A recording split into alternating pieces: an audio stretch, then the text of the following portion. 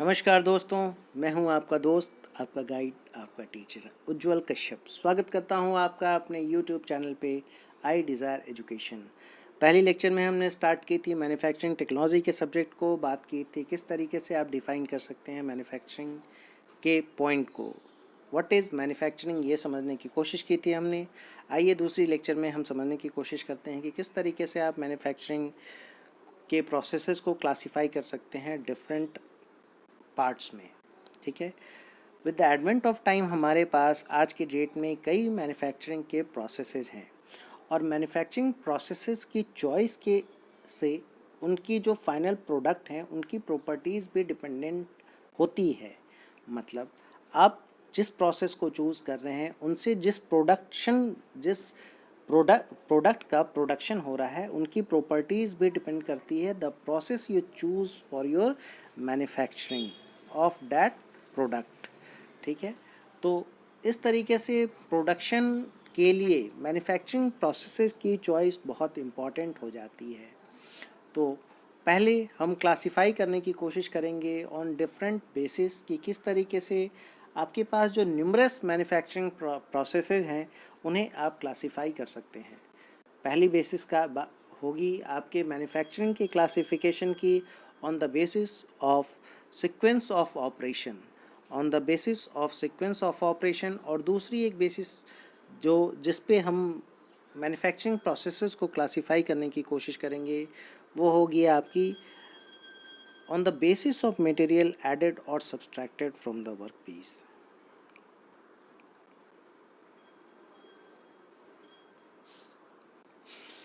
आइए बात करते हैं on the basis of sequence of operation. Classify करने की कोशिश करते हैं, समझने की कोशिश करते हैं कि किन कैटेगरीज में आपके मैन्युफैक्चरिंग प्रोसेस को क्लासिफाई किया जाता है। On the basis of sequence of operation आपकी मैन्युफैक्चरिंग प्रोसेस को बेसिकली दो पार्ट में क्लासिफाई किया जाता है। पहली है आपकी प्राइमरी मैन्युफैक्चरिंग प्रोसेस और दूसरी है आपकी सेकेंडरी मैन्युफैक्चरिंग प्रोसेस। अगर प्राइमरी मैन्युफैक्चरिंग प्रोसेस के एग्जांपल की बात करें तो कास्टिंग की जो प्रोसेस है वो प्राइमरी मैन्युफैक्चरिंग प्रोसेस में कंसीडर की जाती है। अगर सेकेंडरी मैन्युफैक्चरिंग प्रोसेस के एग्जांपल की बात करें तो फॉर्जिंग, मेटल कटिंग और वेल्डिंग जैसे प्रोसेसेस को हम डिफाइन करते हैं under the head of secondary manufacturing process. आइए ये समझने की कोशिश करते हैं कि किस तरीके से और क्यों आप कास्टिंग की प्रोसेस को डिफाइन करते हैं as a primary manufacturing process. ठीक है, मैन्युफैक्चरिंग की डिफिनेशन जब हम देख रहे थे तो आपने ये चीज़ें देखी थी कि मार्केट में आपके इन्वायरमेंट में जितने भी मटेरियल्स अवेलेबल हैं वो सारे नेचुरली अकरिंग हैं in the form of ores. तो आप करते क्या हैं, आप इन ओर्स की एक्सट्रैक्शन करते हैं। कहाँ? आप डालते हैं इन ओर्स को अपने ब्लास्ट फर्नेस में। ब्लास्ट फर्नेस में कोक और ओर को लेयर बाय लेयर प्लेस करने के बाद आप इग्निशन स्टार्ट करते हैं अपने ब्लास्ट फर्नेस की और फाइनली आपका जो ओर होता है वो मोल्टन स्टेट में पहुंचता है जिसमें आपकी ऊपर टॉप की लेयर में स्लैग्स जमा हो जाते हैं और नीचे की लेयर में लिक्विड मोल्टेन मेटल डिपॉजिट होते हैं। यहाँ लोअर पॉइंट पे एक टैपिंग होल होती है जिससे आप अपने मोल्टेन मेटल को टैप करके initial raw material ingots, Bloom, billets या बार्स में कन्वर्ट करते हैं। तो कास्टिंग की जो प्रोसेस है उसे प्राइमरी प्रोसेस इसलिए कहते हैं क्योंकि इस प्रोसेस को आप यूज़ करते हैं for obtaining raw material from ores. उम्मीद है चीज़ें क्लियर हैं। चूँकि ओर्स को मेल्ट करके मोल्टन स्टेट में लाने के बाद आप उसे कास्ट करते हैं, इसीलिए कास्टिंग को प्राइमरी प्रोसेस हम लोग कहते हैं, प्राइमरी मैन्युफैक्चरिंग प्रोसेस कहते हैं। एक दूसरी बेसिस है जिस पे हम लोग मैन्युफैक्चरिंग की क्लासिफिकेशन देखने की कोशिश करेंगे, समझने की कोशिश करेंगे कि अगर आपके पास एक रॉ मटेरियल दिया है, अगर आपके पास एक रॉ मटेरियल प्रोवाइड किया गया है और उसे फाइनल प्रोडक्ट में कन्वर्ट करना है तो ये दूसरी क्लासिफिकेशन आप समझ सकते हैं ऑन द बेसिस कि आपने एक वर्कपीस में क्या दूसरे वर्कपीस को ऐड किया, आपने उस वर्क पीस में क्या किसी वर्क पीस के पार्ट को सब्सट्रैक्ट किया, या आपने उस वर्क पीस के वॉल्यूम को अप्रॉक्सीमेटली कांस्टेंट रखा। ठीक है, तो अगर आपके पास एक बार दिया है, एक दूसरा वर्क पीस है आपके पास ये, और आपको प्रोड्यूस करना है इस तरीके की एक प्लेट एल की, आप क्या करेंगे, इन दोनों बार्स को प्लेस करेंगे इस पोजीशन में और कर देंगे उसकी वेल्डिंग। मतलब आप कर रहे हैं दो प्रोसेस को ऐड, आप कर रहे हैं दो वर्क पीस को ऐड, मतलब आप कर रहे हैं एडिटिव प्रोसेस। तो ये है आपकी पहली क्लासिफिकेशन, जहां दो वर्क पीस को ऐड करके आप फाइनल एक प्रोडक्ट कन्वर्ट करने की कोशिश करेंगे, तो आप कहेंगे कि ये एडिटिव मैन्युफैक्चरिंग प्रोसेस का पार्ट है, जिसका प्राइम एग्जांपल एक वेल्डिंग प्रोसेस है। ठीक है, इसकी दूसरी कैटेगराइजेशन की अगर बात करें तो सब्सट्रैक्टिव प्रोसेस, मतलब ऐसे समझने की कोशिश करते हैं कि आपके पास एक रॉ मटेरियल है जिसे कन्वर्ट करना है आपको इस तरीके की फाइनल प्रोडक्ट में। ठीक है, आपने क्या किया, आपने ये किया कि इस वर्क पीस से इतने पार्ट को मशीन करके आपने रिमूव कर दिया और ये आपकी फाइनल प्रोडक्ट जनरेट हो गई। तो आपने क्या किया, इस पार्ट को सब्सट्रैक्ट किया, किसमें, इस पूरे वर्क पीस में, ताकि आपकी ये जो प्रोडक्ट है ये फाइनली ऑब्टेन हो सके। तो आपने क्या किया है, आपने सब्सट्रैक्शन किया है अपने वर्क पीस से, वर्क पीस के कुछ पार्ट का। तो आप कर रहे हैं subtractive manufacturing process. For example metal cutting is a prime example of subtractive manufacturing process.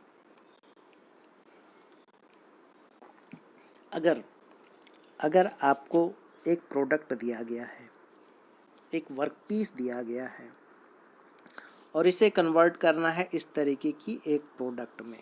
ठीक है, आपने ऑपरेशन चूज़ किया फॉर्जिंग, आपने इस वर्क पीस को डाला एक मशीन के अंदर जो कि एक प्रेस है, hydraulic, pneumatic, what ever it may be, और इसमें फोर्स अप्लाई करके आपने कन्वर्ट कर दिया अपने वर्क पीस को इस फॉर्म में। मतलब आपने ना मटेरियल रिमूव किया है, ना आपने मटेरियल ऐड किया है, आपकी मटेरियल जो यहाँ थी वही यहाँ है, just it got deformed, it got a change in shape and size. मतलब आपने डिफॉर्म कर दिया, आपने मेटल फॉर्मिंग ऑपरेशन कर दी, आपने फॉर्ज कर दी है। ठीक है, मतलब आपकी जो ये प्रोसेस है ये ज़ीरो प्रोसेस है। मतलब ना आपने वर्कपीस में मटेरियल को ऐड किया है, ना ही वर्कपीस में अपने मटेरियल को सब्सट्रैक्ट किया है। तो इस तरीके से आपकी तीसरी कैटेगरी आती है ज़ीरो प्रोसेस की। समझने की कोशिश करेंगे, कास्टिंग और फॉर्जिंग ये दोनों मेथड आपकी एक टाइप है, एक पार्ट है ज़ीरो मैन्युफैक्चरिंग प्रोसेस की, क्योंकि अप्रॉक्सीमेटली यहाँ जो वॉल्यूम होती है वॉल्यूम ऑफ वर्क पीस वो होती है कांस्टेंट। अब एक इम्पॉर्टेंट पार्ट है जहाँ हम ये समझने की कोशिश करेंगे किस तरीके से आप किसी भी मैन्युफैक्चरिंग प्रोसेस को चूज़ करते हैं, अपने किस बेसिस पे आप मैन्युफैक्चरिंग प्रोसेसेस को चूज़ करते हैं अपने वर्क पीस को फाइनल प्रोडक्ट में कन्वर्ट करने के लिए। देखिए कई पॉइंट्स हैं और सारे के सारे इम्पॉर्टेंट हैं, किसी भी एक पॉइंट को नेग्लेक्ट या किसी को बहुत ज़्यादा इम्पोर्टेंस नहीं दिया जाता है। द चॉइस और rejection of any manufacturing process is the combined effort of these points and some more other points which are relatively lesser importance। ठीक है, समझने की कोशिश करते हैं। अगर आपको एक छोटी सी प्रोडक्ट बनानी है, एक छोटी सी कांटी बनानी है जिसका मार्केट में आपको 1 रुपया मिलना है, ₹1, तो जाहिर सी बात है जब इसकी मैन्युफैक्चरिंग करेंगे तो कोई ऐसा प्रोसेस आप यूज़ नहीं कर सकते जिसमें मैन्युफैक्चरिंग की कॉस्ट ही आपको ₹2 चली जाए। मतलब आपको मार्केट में वैसे प्रोडक्ट्स को डालना है, वैसी प्रोडक्ट्स को बेचना है जिसमें आप प्रॉफिट अर्न कर सकें। मतलब cost of manufacturing process you are going to use for your manufacturing and for converting the raw material into final product is very important। ये पहली पॉइंट हो गई। अब देखिए एक इम्पॉर्टेंट पॉइंट है आपकी शेप एंड साइज़ की। शेप एंड साइज़, कुछ ऐसे मैन्युफैक्चरिंग के ऑपरेशंस होते हैं जो बहुत छोटे होते हैं, माइक्रो लेवल के होते हैं, बट कुछ ऐसे ऑपरेशंस भी होते हैं जो बहुत मैक्रो लेवल के होते हैं, MACRO, मैक्रो लेवल के होते हैं, ठीक है।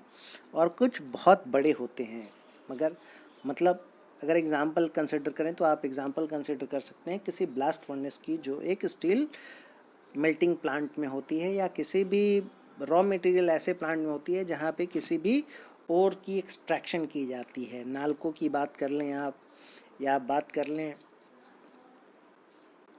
सेल की, यहाँ पे ब्लास्ट फर्नेस आपको इजीली देखने को मिल जाएगा। तो ब्लास्ट फर्नेस की साइज इतनी बड़ी होती है कि इसे वन पीस में बना पाना बहुत मुश्किल है। तो मतलब शेप एंड साइज जो होती है आपके मटेरियल की, प्रोडक्ट की, जिसे बनाने की कोशिश आप कर रहे हैं, इस पे भी बहुत डिपेंड करता है कि कौन सी प्रोसेस आप चूज़ करेंगे। प्रॉपर्टीज़ रिक्वायर्ड, अब देखिए ये एक इम्पॉर्टेंट पार्ट है। अगर बात करें कास्टिंग की, तो कास्टिंग से जो निकले हुए प्रोडक्ट होते हैं उनकी ग्रेन्स की जो ओरिएंटेशन होती है वो बहुत ही रैंडम होती है, जिसकी वजह से मतलब अगर ये कास्टिंग की प्रोडक्ट है तो इसमें इस तरीके से जो ग्रेन्स होते हैं वो काफ़ी रैंडमली होते हैं। बट अगर यही फॉर्जिंग की बात करें तो एक सिस्टमैटिक पैटर्न होता है इनका। तो जाहिर सी बात है आप इस बात को समझते होंगे कि जिस तरीके से आपके एटम से बना हुआ हर एक पार्ट होता है, उसी तरीके से इन ग्रेन्स से बना हुआ आपका हर मटेरियल होता है, और ग्रेन्स की ओरिएंटेशन पे डिपेंड करता है। अगर आप नहीं समझते हैं तो हम लोग आई क्लास में इस चीज़ को डिस्कस करेंगे। अगर और ग्रेन्स की ओरिएंटेशन पे डिपेंड करता है कि मटेरियल कैसी प्रॉपर्टी एग्जिबिट करेगा। तो प्रॉपर्टीज़ रिक्वायर्ड से भी आप मटेरियल के लिए बीइंग यूज्ड जो मैन्युफैक्चरिंग प्रोसेस है उनकी सिलेक्शन करते हैं। एक और इम्पॉर्टेंट एस्पेक्ट है सरफेस फिनिश। कुछ ऐसे प्रोसेसेज हैं जहां आप रफ मटेरियल की सरफेस क्वालिटी को ऑब्टेन करते हैं आफ्टर प्रोसेसिंग। अब अगर मेटल कटिंग की ही बात करें तो रफ कट एक चीज़ होती है, एक स्मूथ कट होती है। मतलब अगर आप बेटर सरफेस फिनिश को अटेन करना चाहते हैं उनके लिए अलग कॉन्स्टेंट्स हैं। अगर आप पुअर सरफेस फिनिश से भी काम चला सकते हैं तो फिर उनके लिए अलग कॉन्स्टेंट्स को मेंटेन किया जाता है। मतलब अगर यही बात आप कास्टिंग के लिए करें तो कास्टिंग से जनरली वो सैंड की वजह से एक पुअर सरफेस फिनिश ऑब्टेन होता है सैंड कास्टिंग में। बट अदर कास्टिंग प्रोसेसेज ऐसे हैं जिसमें बेटर सैंड के प्रेजेंस की वजह से सरफेस फिनिश इम्प्रूव होती है।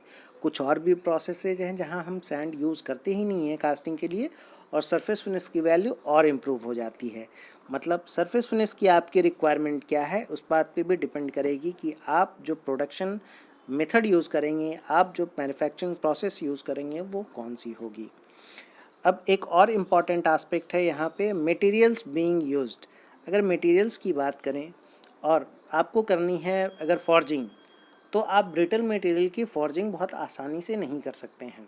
कहीं काफ़ी परेशानी आएगी क्योंकि प्लास्टिक डिफॉर्मेशन से आपकी फॉर्जिंग की ऑपरेशन होती है, और जैसे ही heavy reduction in shape and size अगर मिलेगा आपके फॉर्जिंग को, या हेवी डिफॉर्मेशन मिलेगा ब्रिटल मटेरियल्स को, तो मटेरियल में फ्रैक्चर हो जाएगी। ठीक है, इसलिए मटेरियल बीइंग यूज्ड, जिस मटेरियल का आपका वर्क पीस है वो भी एक इम्पॉर्टेंट फैक्टर है आपके चॉइस ऑफ मैन्युफैक्चरिंग प्रोसेस के लिए। अगर बात करें कि प्रोडक्शन की साइज़ क्या है आपकी, मतलब आपने यूनिट प्रोडक्शन करनी है, आपने बैच प्रोडक्शन करनी है, आपने मास प्रोडक्शन करनी है, इन सारी चीज़ों पे भी बहुत इंपॉर्टेंट फैक्टर प्ले करता है। ये सारी चीज़ें भी बहुत इंपॉर्टेंट रोल प्ले करता है आपकी मैन्युफैक्चरिंग की चॉइस में, क्योंकि आप उस तरीके की इन्वेस्टमेंट कर सकते हैं अपने प्रोडक्शन साइज़ के अकॉर्डिंग। और ये सारे इंपॉर्टेंट पॉइंट्स हैं आपके related to the choice of manufacturing process. उम्मीद है क्लियर होगी। अगर नहीं क्लियर हो, कोई क्वेरी हो तो आप कमेंट बॉक्स में लिख सकते हैं, मैं जवाब देने की पूरी कोशिश करूँगा। अगर अगर लेक्चर पसंद आई हो तो काइंडली लाइक करें, सब्सक्राइब करें। Thank you.